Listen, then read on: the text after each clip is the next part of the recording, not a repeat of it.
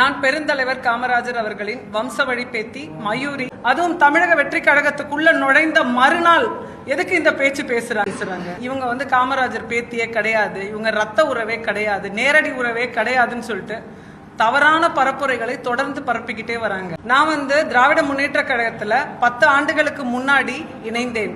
அப்படி இணையும் போது நான் யார், என்னுடைய குடும்பத்தினுடைய பின்னணி என்ன அப்படின்னு என் குடும்பத்தை சேர்ந்த அத்தனை பேரிடமும் பெருந்தலைவர் ஐயா காமராஜனுடைய அவங்க வீட்டில் இருக்கக்கூடியவங்க கிட்ட எல்லார்கிட்டையும் முழுவதுமாக விசாரித்து, உளவுத்துறை மூலமாக இன்னும் தனிப்பட்ட முறையிலையும் விசாரித்து, அதற்கு பிறகுதான் நான் திராவிட முன்னேற்ற கழகத்துக்குள்ள இணைந்தேன். இணைஞ்சு பெரிய பெரிய நிகழ்ச்சிகள், அமைச்சர்கள், எம்எல்ஏக்கள் எல்லாரும் இருக்கக்கூடிய எல்லா நிகழ்ச்சிகளிலும் முதன்மையான ஒரு இடத்தில் இருந்து பணிகளை செய்து வந்தேன். இன்று நான் திராவிட முன்னேற்ற கழகத்தில் இருந்து தமிழக வெற்றி கழகத்திற்கு 2 நாட்களுக்கு முன்னால் வெற்றி கழகத்தினுடைய தலைவர் விஜய் அண்ணா அவர்களுடைய முன்னிலையில் நான் தமிழக வெற்றி கழகத்தில் என்னை இணைத்து கொண்டேன்.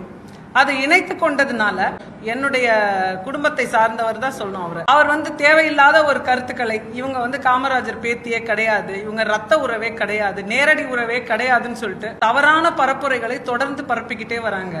ஒரு 15 ஆண்டு காலம் தொடர்ந்து நம்ம பொதுவெளியில் சோசியல் ஒர்க் பண்ணிக்கிட்டே இருக்கிறோம். அப்படி இருக்கும்போது அத்தனை நாட்களாக பார்த்து கண்டும் காணாம இருந்த ஒரு மனுஷன் திடீர்னு இப்ப பேசுறதுனுடைய உள்நோக்கம் என்ன அப்படின்றதுதான் என்னோட கேள்வி. இது பேசிட்டு இருக்காரு பாருங்க, அவருடைய அம்மாவும் அப்பாவும்.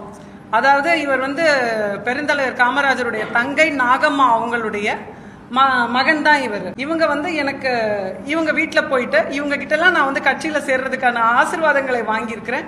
அப்பயும் அவர் வீட்டுல இருந்திருக்கிறாரு.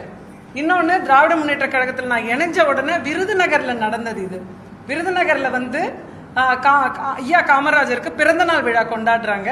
அதுல பாத்தீங்கன்னா எம்பி இருக்காங்க, மினிஸ்டர்ஸ் இருக்காங்க, அப்புறம் மத்திய அமைச்சர் இருக்கிறாரு. இத்தனை பேருடைய முன்னிலையில ஐயா கர்மவீரனுடைய குடும்பத்திலிருந்து ஒருத்தவங்க நம்ம கட்சிக்கு வந்திருக்கிறாங்க அப்படின்னு பெருமையாக பேசப்பட்டிருக்கிறேன். அப்பெல்லாம் தெரியாதவர் இப்ப எதற்காக ஒரு வன்மத்தை கக்குவதற்காக இந்த மாதிரி விஷயங்களை பரப்புகிறார். இதை நான் வன்மையாக கண்டிக்கிறேன்.